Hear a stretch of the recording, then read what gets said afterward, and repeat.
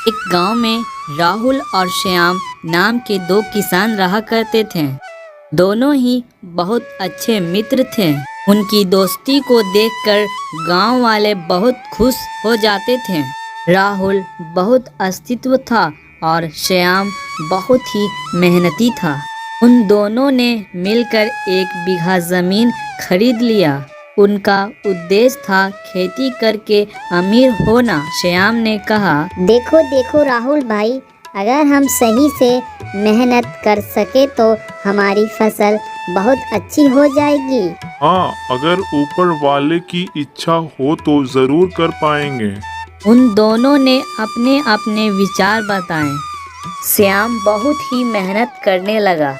मिट्टी खोदने लगा तो कभी घास काटता तो कभी बीज बोता, और राहुल अपने लिए सिर्फ आशीर्वाद मांगता रहा। इंसान जो भी करता वह ऊपर वाला कराता है।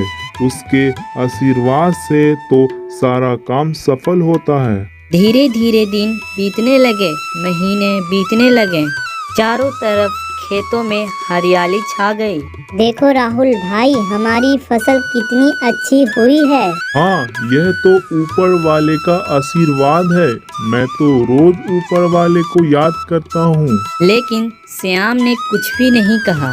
वह सिर्फ मन लगाकर अपना काम करने लगा और कुछ दिन बाद फसल उग गई। राहुल और श्याम बहुत खुश हो गए। राहुल ने बोला, हे ऊपर वाले, आपके आशीर्वाद से ही यह सब हुआ है। यह सब आपके आशीर्वाद का फल है। क्यों मित्र, मैं सही कहा ना? ऊपर वाले के मर्जी के बिना एक पत्ता भी नहीं हिलता। उन दोनों की फसल पक चुकी थी और फसल बेचने का समय आ गया था। फसल बेचकर उन्हें बहुत लाभ हुआ, पर अब शुरू हुआ समस्या पैसे की बंटवारे को लेकर। राहुल ने कहा, भाई श्याम, ऊपर वाले के आशीर्वाद से हमें इतना लाभ हुआ है, क्यों ना लाभ का बंटवारा कर लें? क्या कहते हो?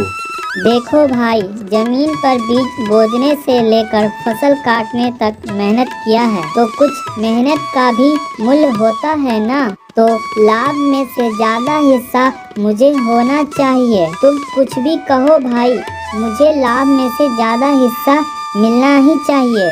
हाँ, पर मैंने जो ऊपर वाले से आशीर्वाद मांगा था, उसके आशीर्वाद के बिना क्या फसल होती?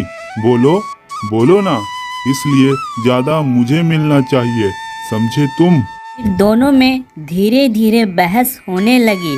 पहली बार दोनों में फसल को लेकर झगड़ा और विवाद शुरू हो गई। मुखिया जी यह सब सुनकर कहें, सुनो, तुम दोनों को मैं एक काम दूंगा। तुम दोनों में से जो उस कठिन कार्य को कर लेगा वही लाभ का ज्यादा हिस्सा पाएगा। बोलो, तुम्हें मेरा यह फैसला मंजूर है? क्या तुम दोनों तैयार हो? हाँ मुखिया जी, मैं तैयार हूँ। फिर मुखिया जी उन दोनों को 2 बोरी देकर कहें, इन बोरियों में कंकड़ मिलाया हुआ चावल है। कल सुबह तक चावल अलग और कंकड़ अलग करके लाना होगा। मैं तुम दोनों का काम देखकर विचार करूंगा, ठीक है?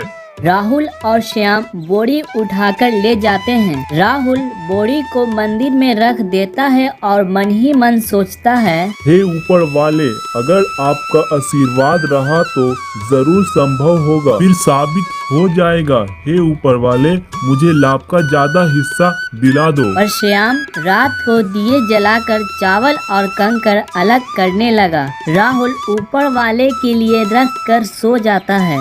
जैसे ही सुबह हुई, श्याम ने बोरी की चावल और कंकड़ जितना चुन पाया था मुखिया जी के पास ले आया। हुजूर, पूरा तो संभव तो नहीं हो पाया, कुछ बाकी है। अब राहुल ने क्या किया ये भी तो देखना है जरा, उसके बाद ही विचार करूंगा। उधर राहुल ऊपर वाले पर भरोसा करके नींद से उठकर बोरी लेकर मुखिया जी के पास उपस्थित हो गया। मुखिया जी ने पूछा, क्या तुम पूरी बोरी की चावल चुनकर लाए हो? नहीं मुखिया जी, मैंने सारा काम ऊपर वाले के हाथ में छोड़ दिया था।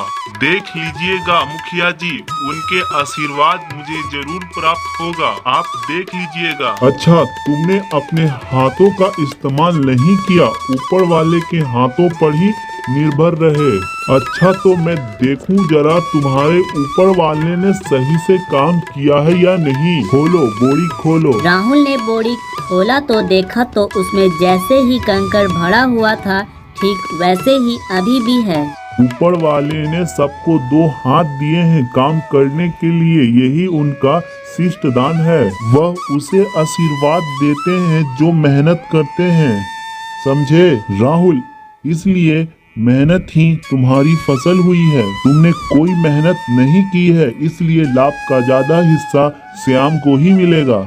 राहुल सब समझ गया कि उससे क्या भूल हो गई है। मुखिया जी ने फिर उससे कहा, राहुल, अगर तुम श्याम से हाथ मिलाकर खेती करते तो तुम्हारा फसल और अच्छा होता और तुम दोनों और ज्यादा अच्छा फसल उगा पाते। उसके बाद राहुल और श्याम अपने जमीन पर मेहनत करने लगे। इस बार और भी ज्यादा फसल हुई और बहुत लाभ हुआ और फिर कभी भी उसके बीच हिस्सा या बंटवारा को लेकर विरोध नहीं हुआ। अगर ये कहानी आपको अच्छी लगी तो हमारे चैनल को सब्सक्राइब कीजिए और वीडियो को लाइक कीजिए और कमेंट में बताइए आप कहां से हैं।